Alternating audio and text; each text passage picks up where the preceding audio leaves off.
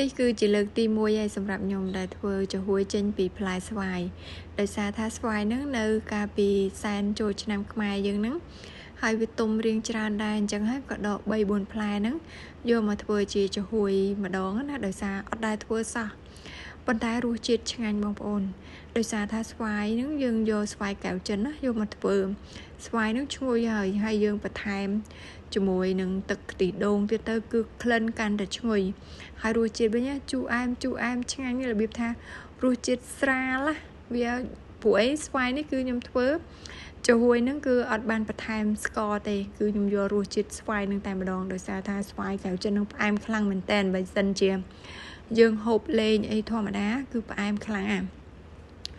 ហើយខ្ញុំក៏បានយកស្វាយហ្នឹងចិតសបកចេញឲ្យអស់ទៅបន្ទាប់មកកាត់ដុំហើយខ្ញុំយកមកកិនឲ្យម៉ត់ណាបើខ្លាចកិនពិបាកយើងអាចបន្ថែមទឹកដូចដែលខ្ញុំបានបន្ថែមមិញហ្នឹងបានហើយឥឡូវនេះគឺខ្ញុំបានកិនស្វាយហ្នឹងម៉ត់ល្អហើយអញ្ចឹងខ្ញុំមកដាក់ដាំទឹកខ្ញុំប្រើទឹកស្អាតធម្មតាហ្នឹងចំនួន1លីត្រហើយទឹកខ្ទិះដូង250 ml ម្សៅចំហួយចំនួន12ក្រាមខ្ញុំដួសទឹកហ្នឹងយកមកកូរវាឲ្យរលាយហើយទើបចាក់ចូលទៅក្នុងឆ្នាំងហ្នឹងវិញហើយបន្ទាប់មកស្វាយដែលយើងបានកិនរួចមិញហ្នឹងគឺខ្ញុំចាក់ចូលដូចគ្នាដែរហើយកូរឲ្យសព្វទើបខ្ញុំចាប់ផ្ដើមបើកភ្លើងណាដូចខ្ញុំបានប្រាប់ពីខាងដើមអញ្ចឹងគឺថាខ្ញុំធ្វើចំហួយស្វាយនេះខ្ញុំអត់បានបន្ថែមស្ករទេខ្ញុំយករសជាតិចេញពីផ្លែស្វាយនឹងតែម្ដងណាហើយបើសិនជាបងប្អូនចូលចិត្តរៀងផ្អែមអីយើងអាចភ្លក់ទៅហើយបន្ថែមស្ករទៅតាមចំណង់ចំណូលចិត្តបានឥឡូវនេះចំហួយស្វាយខ្ញុំគឺបានពុះហើយអញ្ចឹងខ្ញុំលើកចេញទៅហើយទុកវាឲ្យចុះត្រជាក់មកល្មមប៉ុណ្ណឹងទើបខ្ញុំដួសដាក់ក្នុងកំប៉ុងជ័រហើយខ្ញុំដួសនេះគឺអត់ឲ្យពេញទេដោយសារថាខ្ញុំត្រូវដាក់ទឹកខ្ទិះដូងហ្នឹងពីលើវាមួយជាន់ទៀតណា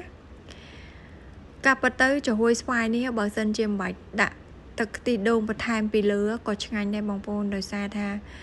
វាស្វាយនឹងក្លិនឈ្ងុយហើយយើងក៏បានបន្ថែមទឹកខ្ទិះដូងដែរអញ្ចឹងហើយវាឈ្ងុយខ្លាំងហើយប៉ុន្តែខ្ញុំ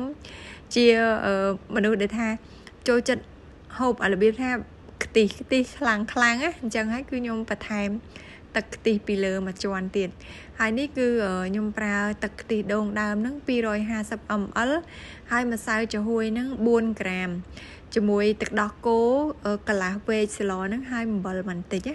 កូរវាឲ្យពុះអញ្ចឹងទៅលើកចេញបានហើយបងប្អូននៅពេលដែលលើកខ្ទិះដូងនឹងចុះទុកឲ្យត្រជាក់អ៊ុនហើយគឺយើងអាចចាក់វាដាក់ពីលើសាច់ចំហួយស្វាយយើងបានហើយនៅពេលដែលកំពុងចាក់ខ្ទិះដូងនេះគឺថាក្លិនឈ្ងុយមែនតើ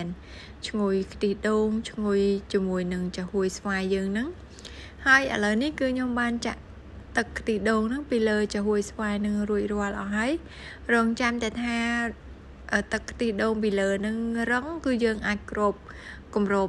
យកទៅទុកក្នុងទូទឹកកកបានហើយចំហួយស្វាយនេះនៅពេលដែលធ្វើឲ្យភ្លាមហូបភ្លាមក៏ឆ្ងាញ់ម្យ៉ាងដែរតែគ្រាន់ថាសាច់វាអត់សូវស្រួយទេ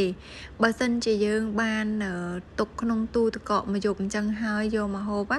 គឺសាច់ចំហួយនឹងឡើងស្រួយជ្រុបនិយាយរួមទៅឆ្ងាញ់ហើយបើរសជាតិវិញជូរអែមបែបស្រាលឈ្ងុយហូបមួយហើយចង់ហូបមួយទៀត